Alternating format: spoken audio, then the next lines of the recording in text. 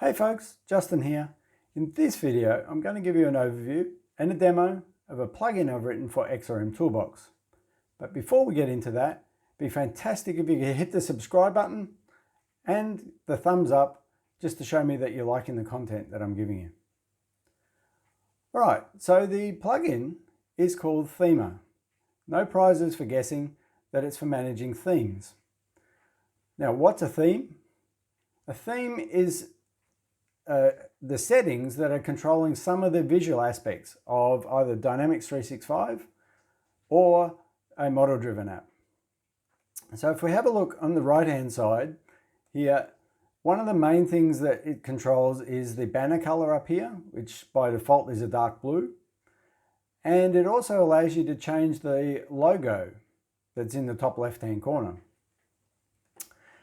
If we have a quick look, this is what the out-of-the-box experience for modifying a theme is. Now, themes have been around for a long time, and they've got a few problems with managing them. Firstly, if I click on a new one, you'll see that the only way that I've got to enter a color is to enter its hex code. I don't get to choose the color or anything like that.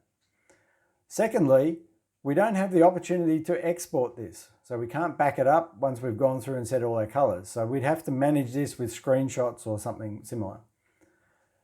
So it's not something that you have to do regularly for a single instance.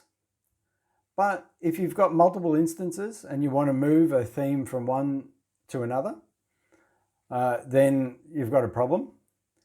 If you want to set up regular demos, for example, for customers, then you've got to go through this whole process many times. So let's have a look at the plugin and let's see how it can help in this situation.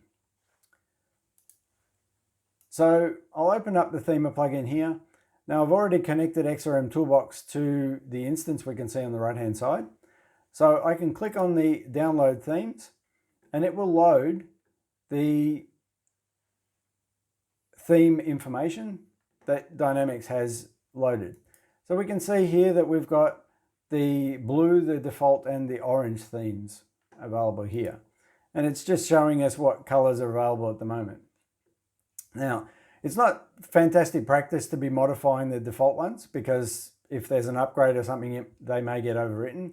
So if we hit the Save As and give this one a name, then that allows us to create a new theme with our own name. Now it hasn't saved it anywhere yet, it's still here. So to modify the color for the navigation, for example, I can click on the color sample here and go over and choose either one of the predefined colors, or if we hit Define Custom, you can choose pretty much anything from the rainbow.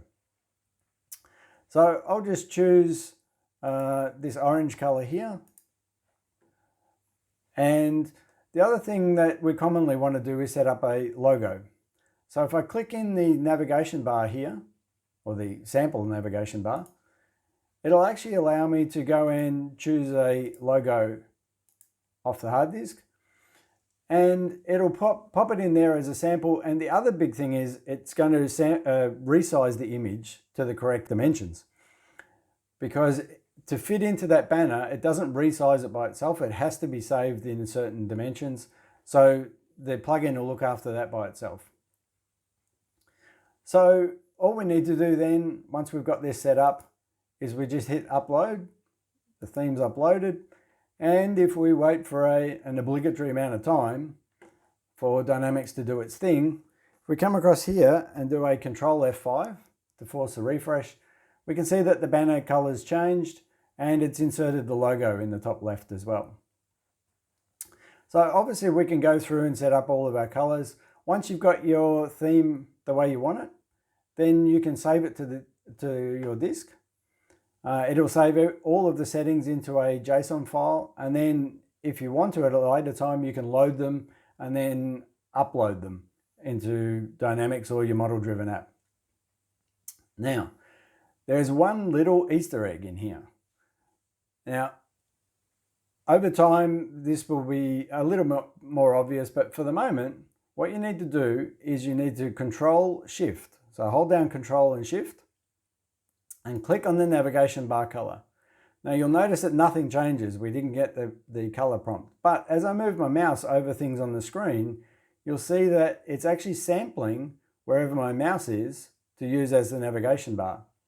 So for example, if I come over in the Microsoft logo and hover over the green and then click that, it uses that color that the mouse was over. So that can be fantastic if you've got an existing website or your customer's website, to click on a color in their site and it'll just adopt that. So hopefully you'll find that useful. If you do, as I mentioned earlier, hit the subscribe and the like button. That'd be fantastic. All right, until the next video, thanks for watching and I'll see you then. Bye.